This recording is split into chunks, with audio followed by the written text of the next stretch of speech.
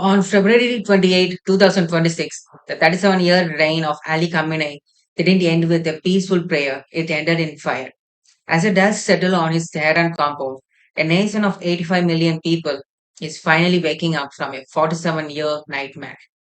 Today, we look at the complete story of the regime that broke a nation and why today the streets of Iran are filled with dancing instead of mourning. Let's go with phase one, the Dark Foundation, which is 1979 to 1988. The regime established itself not through peace, but through the systematic elimination of all alternatives. Let's start from 1979, the hanging judge, and the Rafah school trials. The appointments of the Islamic Robespierre, just days after the Shahs fled and the Ayatollah Khomeini returned from exile, the newly formed Revolutionary Council needed to eliminate the old world.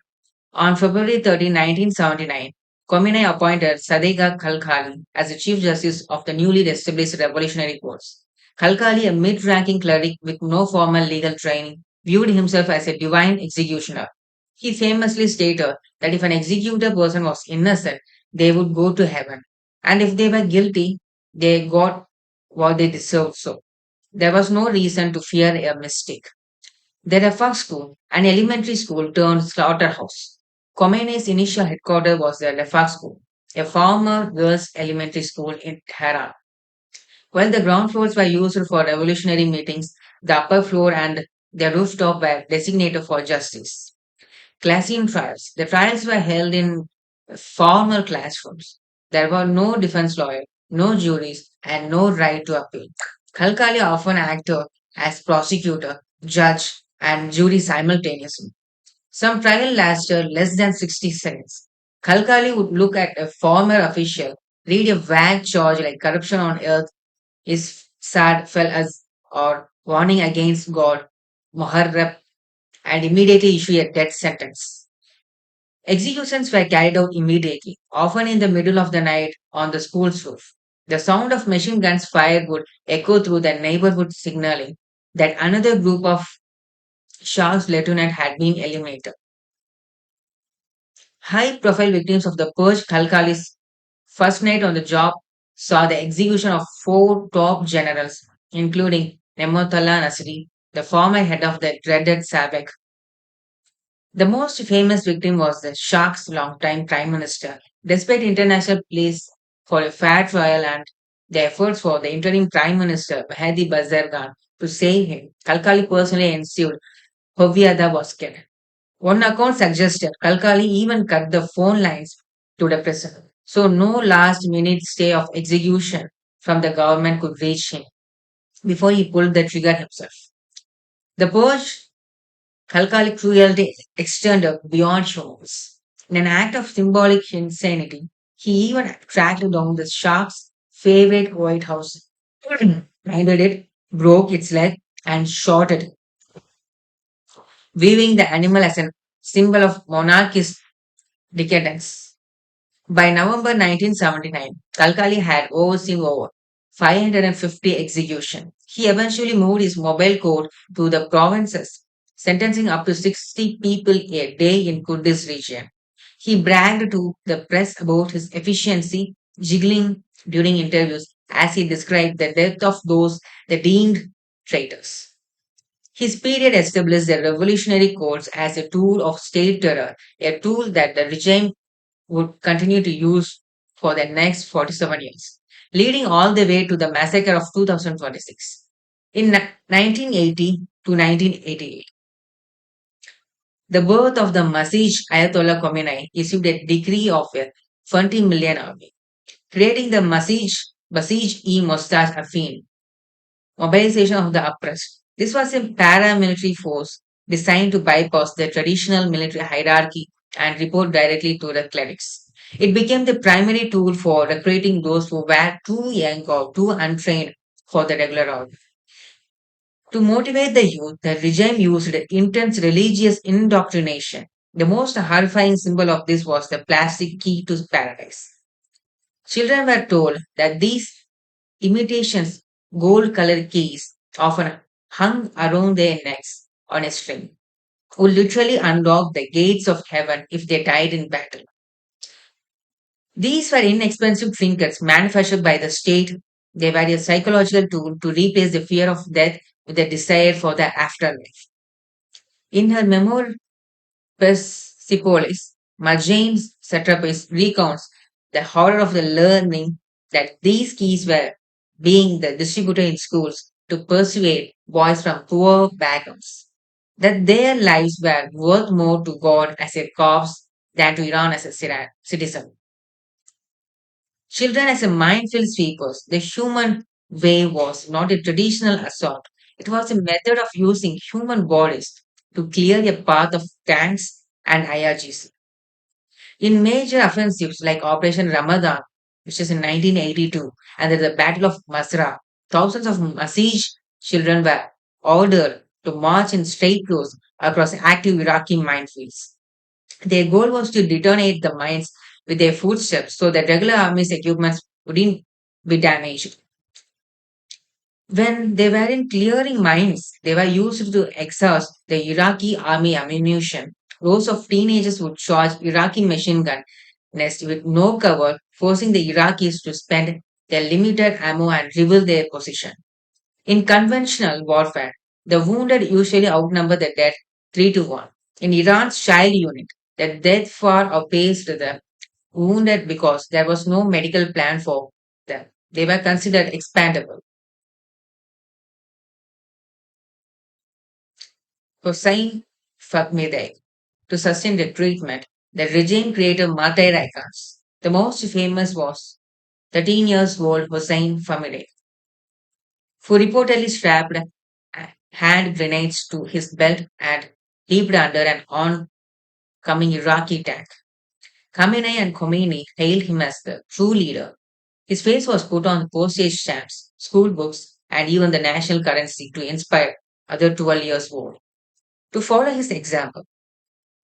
This wasn't just a wartime emergency. It was the foundation of the Student Basij Day, which the regime celebrated every October until its collapse in 2026. According to Iranian government statistics released this decades later, approximately 36,000 school-aged children were killed in the war. International estimates suggest that number of under 18s killed could be as high as 1 million. These children were not just victims of Iraq, they were victims of a regime that viewed their lives as a currency to be spent on the battlefield. The 1988, which is the Death Commission and the Secret Slaughter. In the late July 1988, Ayatollah Khomeini issued a secret handwritten decree. He declared that those in prison who remained steadfast in their belief were Muharram, at war with God, and must be executed immediately. He ordered the authorities to show no mercy and to eliminate the enemies of Islam with revolutionary rage. The death commissions to carry out this decree. Three-man death commission were established across the country. One of the most prominent members of the Tehran Commission was Ibrahim Raisi, who would later become president. These commissions functioned as a protection line for death. Prisoners who had already been tried, sentenced, and were serving their time were brought before the commission. They were not told they were being retired for their lives. They were asked a series of litmus test questions. Are you prepared to denounce your group? Are you prepared to clear minefields for the Islamic Republic?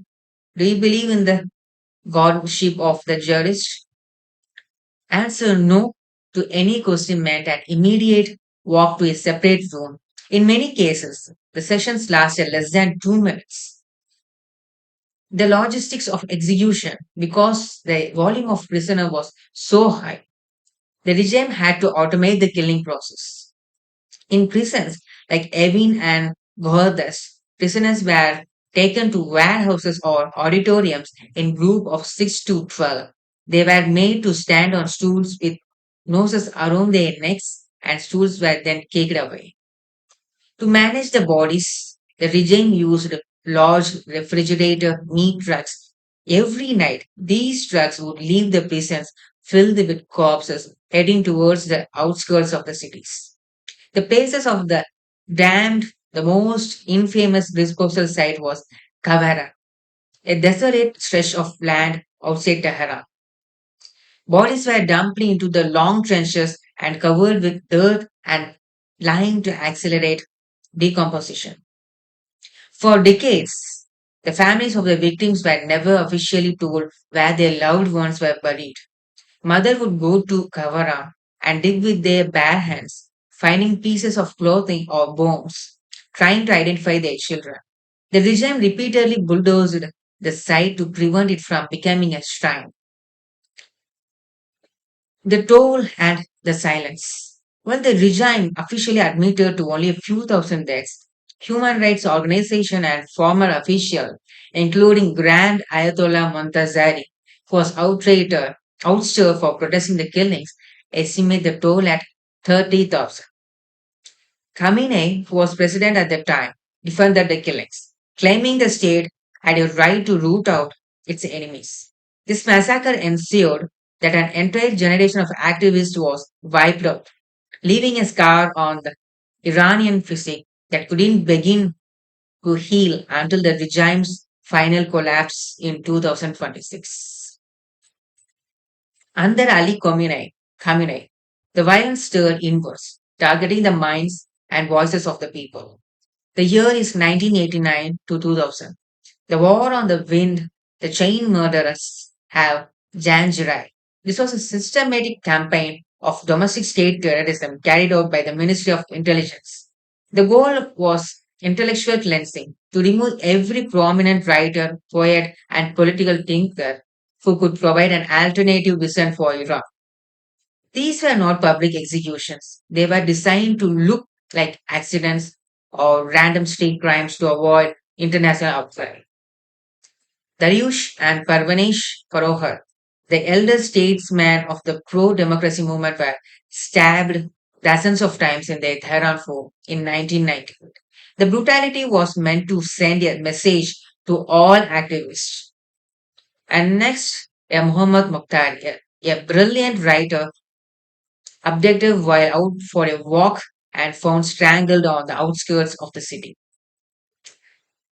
The bus plot, the year is 1996. In one of the most cinematic attempts at mass murder, the regime attempted to drive a bus carrying 21 of Iran's top writers and poets off the Heron Pass cliff during a trip to Armenia. The plan failed only because the driver's attempts were physically thwarted by the passengers.